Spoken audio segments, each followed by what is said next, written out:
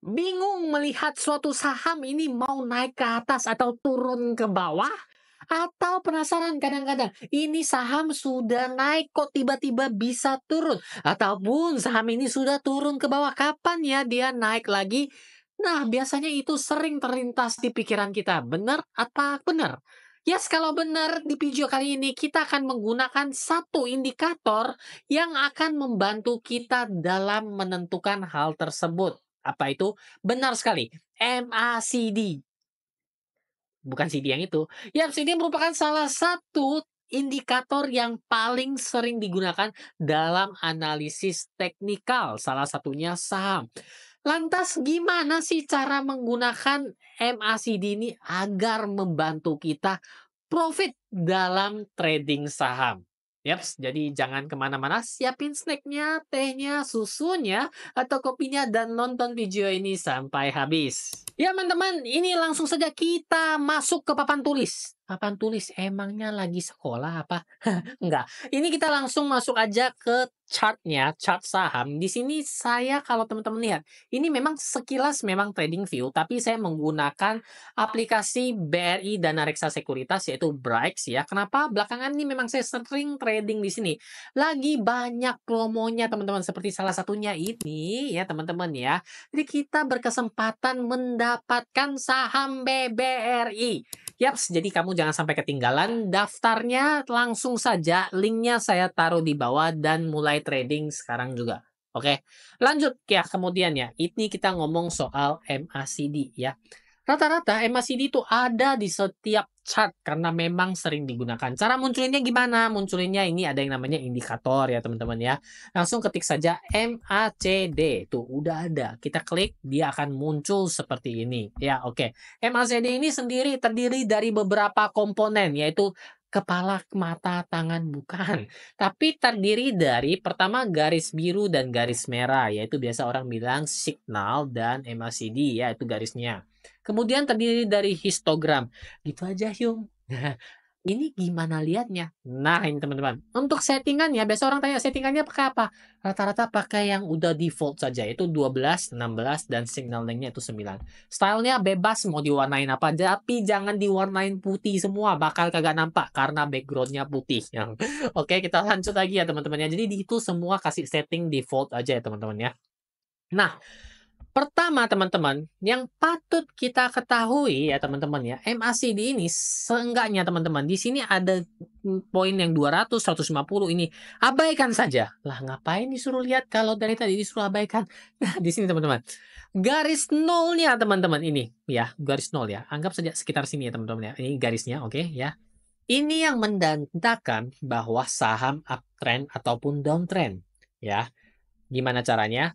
Ketika dua garis sejoli ini berada di atas nol, itu pertanda sahamnya lagi uptrend. Oke. Sebaliknya, ketika dua garis bersinambungan ini berada di bawah garis nol, itu dia berada berarti dalam kata downtrend. Kita buktikan bersama. Ketika dua garis ini ya, nampak nggak sih teman-teman ada tangan atau kursor warna biru di sini? Nampak ya teman-teman ya. Kalau nggak nampak, zoom agak gede ya teman-teman. Ini dua ini sudah berada di atas garis nol, benar? Berarti ini awal mulanya di sini ya teman-teman ya. Nah, kita kasih tanda apa ya? Gue sih mau tempel air liur di sini, tapi jangan ya, jorok ya kata orang ya. Di sini ya, ini awal mulanya ya teman-teman ya. Boleh ya di sini ya. Oke. Di sini. Kok garisnya kecil banget ya. Nampak nggak teman-teman? Ini mah lebih gede tai hidung saya kali. Oke, teman-teman, nggak apa-apa. Kita garis saja pakai ini ya. Kita garis di sini. Oke, ini jadi tandanya di sini ya, teman-teman ya. Saya kasih warna garis biru sini. Nampak kan sekarang kan? Udah nampak. Benarkah demikian? Yes, kalau teman-teman lihat secara dengan kacamata, ya saya pakai kacamata, teman-teman enggak juga nggak apa-apa, ya teman-teman. Ini permulaan dia naik ya, tuh lihat di sini, lihat garis MACD yang di bawah sini juga. Dia memang sempat mengalami penurunan, tapi kenaikannya itu lebih tajam daripada penurunan. Inilah yang disebut dengan apa? Benar sekali, uptrend. Yes, dia berada biasanya kalau di atas garis nol ini dan garisnya ini masih misah kayak gini, itu menandakan dia masih dalam uptrend kuat ya. Tunggu. Ya, saya tahu nanti kita akan bahas lebih dalam lagi. Tapi seenggaknya itu dulu ya teman-teman ya. Bagaimana kalau dia berada di bawah garis nol ya? Di sini teman-teman ada tandanya. Teman-teman lihat di sini ya. Ini garisnya ya, dia udah mulai di garis 0 di sini ya, teman-teman ya. Ini ada garis birunya saya kasih tanda ya. Ya, oke. Apakah benar demikian? Yes, dari sini ya, dia udah mulai masuk 0 ya. Rata-rata dia mengalami penurunan. Memang sempat naik, tapi dorongan untuk turunnya lebih kuat daripada naiknya. Ya, benar? Tuh ya, teman-teman ya. Oke. Dorongannya lebih kuat. Itu dulu. Jadi udah catat. Oh gitu cara ngelihat tren menggunakan MACD. Gampang banget. Besok-besok saya jadi miliarder. Enggak seperti itu juga teman-teman. Kalau gampang semuanya miliarder. Itu udah konsep pertama MACD. Jadi kita udah catat simpan dulu ya teman-teman ya. Itu dicatat diingat ya. Kemudian teman-teman, ini saya hapus dulu ya biar nggak pusing ya teman-teman ya. Yang paling sering orang gunakan adalah MACD cross. Benar nggak? Apa sih itu cross? Nah, itu ketika kita ngomonginnya jangan pakai istilah ya, nanti orang pada bingung ya. Ketika garis biru ya menusuk garis oranye. Contoh di sini teman-teman ya. Ini gimana saya kasih garisnya di sini ya? Saya kasih garis di sini ya. Ini contohnya, ini garis biru menusuk garis merah. Ini warnanya saya kasih warna lain. Kita kasih warna pink saja teman-teman. Jangan pink deh, nggak nampak nih. Saya kasih warna ungu ya. Ya ini. Tuh, ini satu ya teman-teman lihat bersama. Ini dia potong lagi naik ya. Ini lihat bersama. Ini biasanya menandakan kalau garis biru berpotong naik ke atas itu biasanya ditandai dengan dia mengalami kenaikan. Oke, kenaikan ataupun uptrend. Sebaliknya, ketika dia berpotongan ke bawah seperti ini, yes, satu di sini, oke. Ini sempat naik dikit, kemudian dia berpotongan lagi di sini ya. Di sini yang paling kentara ya teman-teman, bisa kita lihat ya. Dia mengalami penurunan, oke. Di sini. Biasanya dia akan mengalami penurunan. Wah, kalau gitu saya sudah jadi kaya dong. Setiap kali dia cross naik, saya beli pasti cuan. Tidak. Ya, kalau orang bilang kayak gitu, itu kita kena tipu. Ya. Tidak semua perpotongan garis di MACD bisa mengatakan dia naik atau turun. Ini namanya indikator, teman-teman. Dia hanya membantu kita ya, teman-teman ya, dalam melihat pergerakan dari suatu harga saham. Bisa digunakan? Bisa, tapi harus lebih kompleks lagi ya, teman-teman ya. Jadi kita harus perhatikan ketika dia perpotongan ini bagaimana ya. Teman-teman lihat di perpotongan sini, dia udah harganya di sini ya. Naik sedikit, turun, naik sedikit. Cuan lah ya. Oke, cuan. Kemudian di sini, berpotongan di sini, teman-teman beli. Cuan banyak nggak? Banyak banget ya. Jadi ini yang dikatakan kenapa salah satu yang favorit. Karena dia memang bisa memberikan cuan yang lumayan. Di sini ya, dia perpotongannya ya teman-teman ya. Anggap saja ke sini deh, kebeli telat. Tuh, lihat. Berapa? 12%. Cukup lah buat makan bakso. Benar kan teman-teman ya?